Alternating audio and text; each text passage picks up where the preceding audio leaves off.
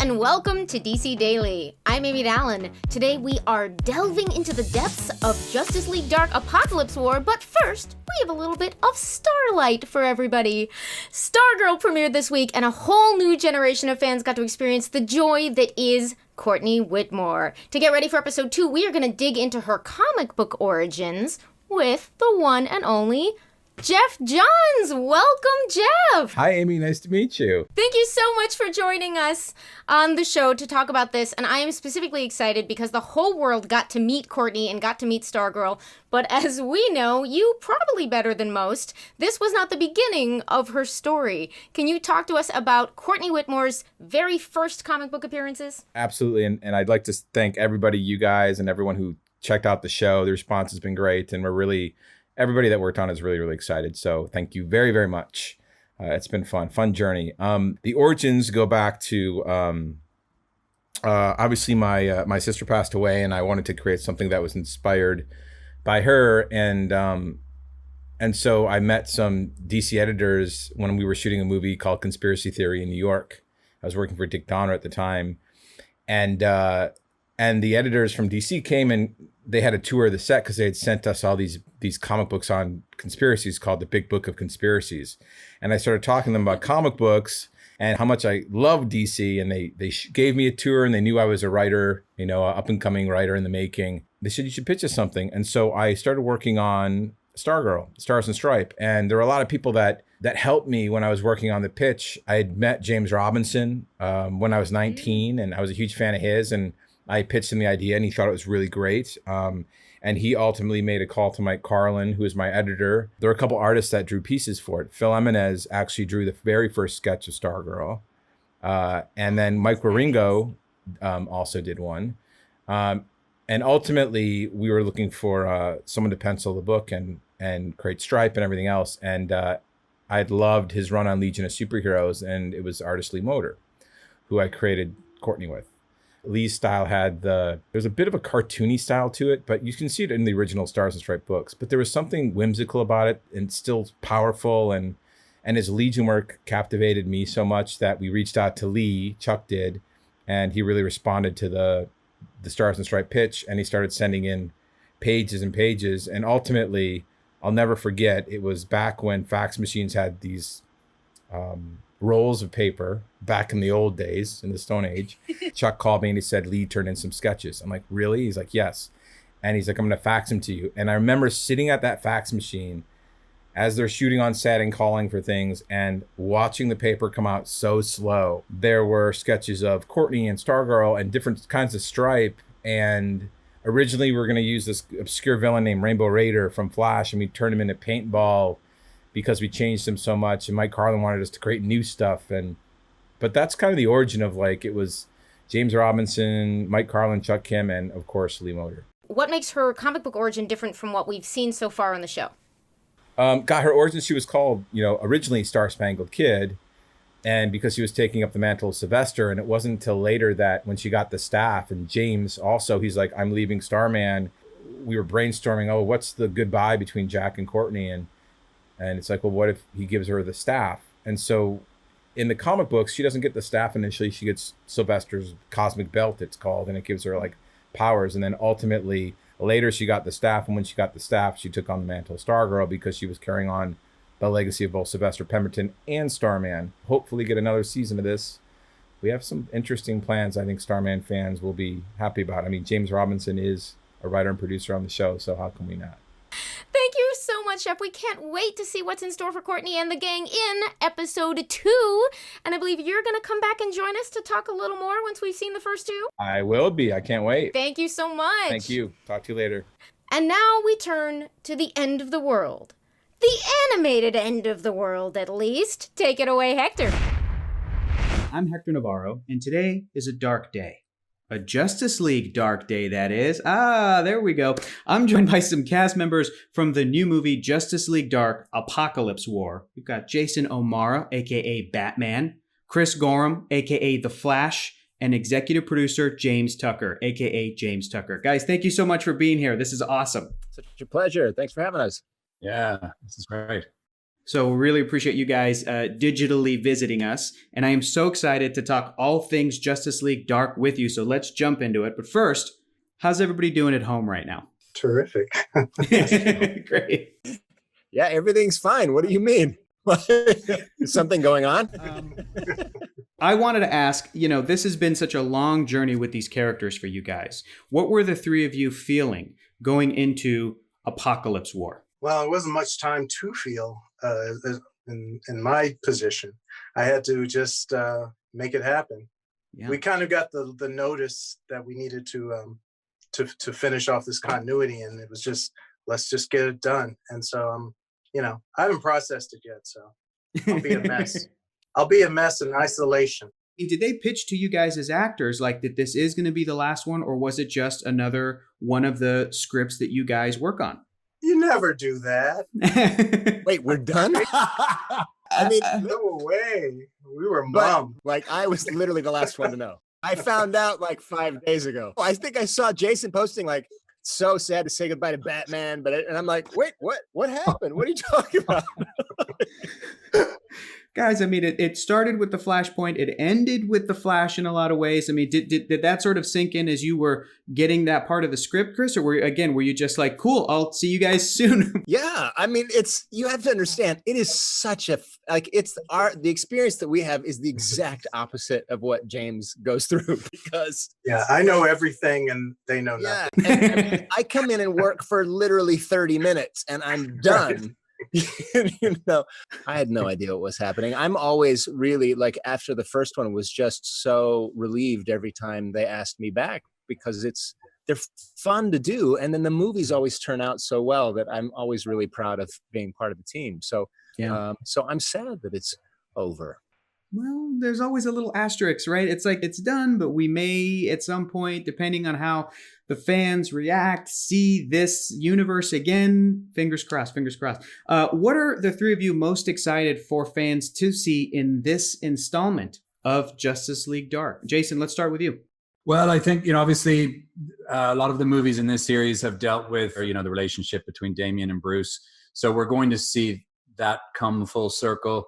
And there's a lot of great drama there to be tapped. But also, I think going up against such a great villain, superheroes are defined by their villains, and Darkseid is so utterly powerful in this. To see all of the heroes kind of rally around, it also draws from Justice League Dark, Suicide Squad, Teen Titans. It really is epic. And I think we haven't quite, pardon the expression, painted with this size canvas, even though I know it's animated, but this is as big a story as we've told so far. So in that way, I think it's a really fitting finale to the series.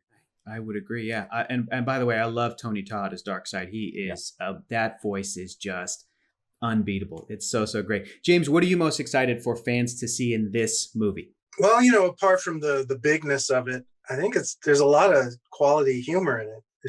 There's parts that are really funny. There's a Constantine Captain Boomerang exchange that kind of was semi-ad-libbed, and we just kind of built on it. And then there's, of course, the Constantine King Shark moment that everyone seems to be running away with. So little stuff like that. It's fairly easy to do the hard-hitting kind of violent stuff. Mm-hmm. It's fun, but it's to generate an emotion like laugh, humor, making someone happy, along with the shocks and thrills it's addictive. You like hearing that. And so, we didn't get to screen it, but everyone's talked about it. So I assume it made people laugh. I think so. I think it has. Yeah. Chris, what about you? What are you most excited for fans to see in this movie? In this movie, we get to see different sides of the Flash that we haven't seen much of in this series. We get to see him deal with some pretty heavy physical and emotional trauma, and I think it's really compelling. It's nice to see that development with him, and so I think the ending is really earned. I agree 100%. I thought that the ending was perfect. It was so perfect. So here's a fun question for everybody. We get so many characters, quite a canvas that we're painting with, right? So many heroes and villains in this film. Some that we don't see all the time, like King Shark, Harley Quinn. Which of them would you want to be quarantined with? Chris, let's start with you. Boy. There's that guy with the thing with the wings. What's his name, Jason? After 8 weeks of quarantine, his name is Fat Man. Trust me. Hologram Batman is big for sure. So I have questions for hologram Batman. Like I've spent a lot of time in quarantine being like, why is your hologram so much bigger than you are? Can we talk about that? It's a good point. I don't know. Like which one of these characters is the best cook? Ooh. I mean, it's not like any of them are in a good place when we meet them in this movie. So Yeah. good cook. Am I wrong? Like in quarantine, that's like maybe the most marketable skill. Oh man. Well, Lois, no, she's terrible cook. Yeah, she is. Maybe Constantine, because he's got magic. He can just whip up something. If you're so drunk with Constantine, you wouldn't worry about eating. Great answer. Absolutely. And the other thing with Constantine is you never know. You might end up hooking up with him too. That's just how it goes. That's just how it goes. That's Constantine. So question for you three. This is, again, such an epic run. You guys have been playing these characters for years now. And James, you've been in this universe for a long, long time. What has been your favorite moment or moments from this run? The thing I'm most proud of doing was doing the Damian Batman father-son angle. Because that's, I've worked on a lot of Batman. And that's the one angle we never were able to explore. Like, what would he be like with his actual flesh and blood? He actually has a family of some sorts now with this kid who is so much like him that they don't get along, And that was interesting to me. I loved pulling that out of finding an angle on Batman that no one had done before in animation. Yeah, that was great. Chris, do you have a favorite moment or moments from your run as the Flash? The most fun moments was being able to make fun of Batman. That was just. Yeah. It all comes down to Batman and Constantine. It's just like let's make fun out of Batman Day. You should hear what they say off camera. Yeah. Jason, do you have a favorite moment? I mean, you're Batman. Do you have a favorite moment playing Batman or moments playing Batman? Well, I'd have to echo what James said. I think that the fact that Batman's a father in this series of films, defines him. And obviously it happened in the comic books, which is where the inspiration came from, but it hasn't happened in a feature-length film. So I think that's probably been the most interesting. And also I have a son who was the same age when Damian was introduced, not the same height, and is not a trained assassin. Not as far as I know. But I also got some killer lines. My favorite line that I've said in the entire series is, I'm only going to say this once, you sons of the hell out of my cave. That was a good line. That's a great line. Well, these characters are, what I love about this continuity of films is, James, you were mentioning it earlier, you guys can do that violence, you guys can do that stuff, and it's so fun, and it's really cool, and it's exciting, and these movies can get really dark in terms of the relationships and the subject matter, and yet they're still the DC heroes that we love, and there is so much heroism and so much hopefulness and inspiration in these characters. So James, what do these heroes mean to you? I mean, particularly in this movie, I think they mean hope. Even though they royally screwed up at the beginning, they make it, they try to make it good, and they do so because they haven't really given up hope. They keep trying. Each of them has someone they love that is motivating them through the story. And I think that allows us to do all the other, damage, carnage. But at the core of it, it is about love and hope and redemption. I would agree. This movie has so many great moments where that love does come through. I mean, I'm thinking about Superman and Lois even. That moment is just such a great moment. Jason, what does Batman mean to you? Well, I think, I was very nervous when I was first cast, and I was thinking, how am I going to make this my own? Batman's been played by so many great actors so many times over the years.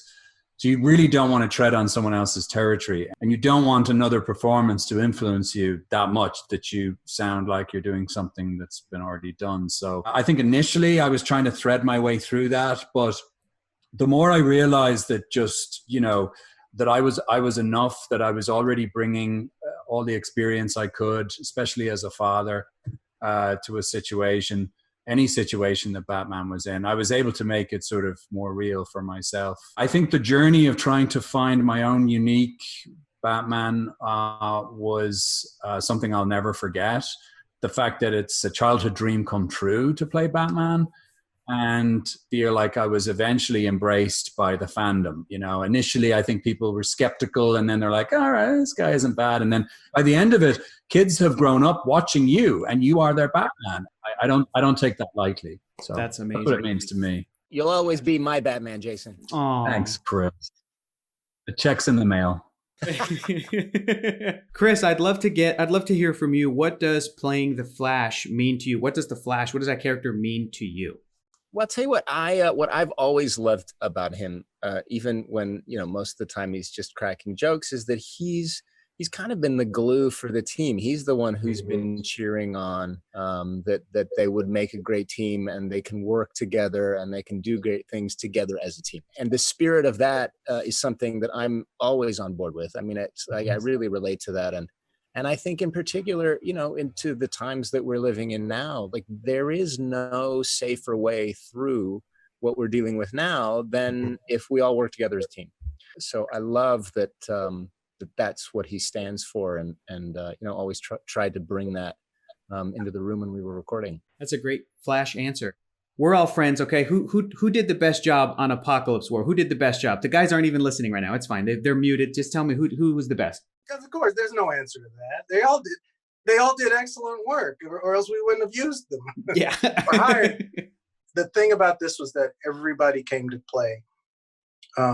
Because this had everyone who had ever been in any of the previous movies. Yeah. And one person had said, I can't do it. It would have thrown the whole movie off. So they were all essential. They all did amazing work.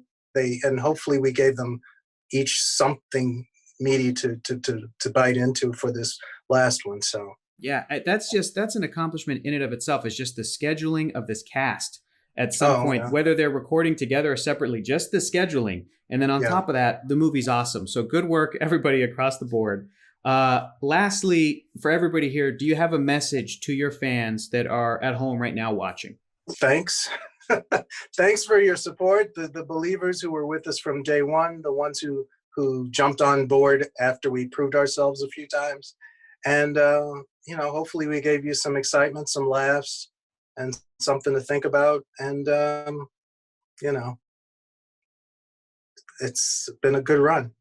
What's really cool is that even if things are going to change, if the universe is going to change, and these changes are natural in this business, and we all get that, but the fact that there is this sort of 15 or 16 movie sort of canon that people can watch sequentially like a series, binge watch it, and every episode, if you watch it in order, fits, and that's never going to go away. That's going to be there forever. And as far as I'm concerned, once Batman, always Batman. So I'm always going to be here. You will be bugged at conventions from now on. I'm up for that. Sign me up. I didn't have any idea that this was what it was going to be when we started. I don't know that James knew that this is what it was going to be when we started. I was just thinking that. But I'm so happy with how it turned out, and I'm so happy that the fan response has been so positive. This movie in particular is particularly well positioned for the time that we're in, and I think it leaves on a really nice note with hope, if some uncertainty, but I think that's a really grown-up place to leave it. And I think these films have kind of grown up as we've made them. So just grateful. Thank you guys so much for joining us today on DC Daily. This has been fantastic. Thanks, Thank Hector. You. Hey, it's our pleasure. Thanks for having us. Well, you guys can watch Justice League Dark Apokolips War now on digital and on 4K Ultra HD and Blu-ray on May 19th. So until next time, we'll see you guys later. Bye. Bye. Bye. Stay safe, everybody. Stay safe.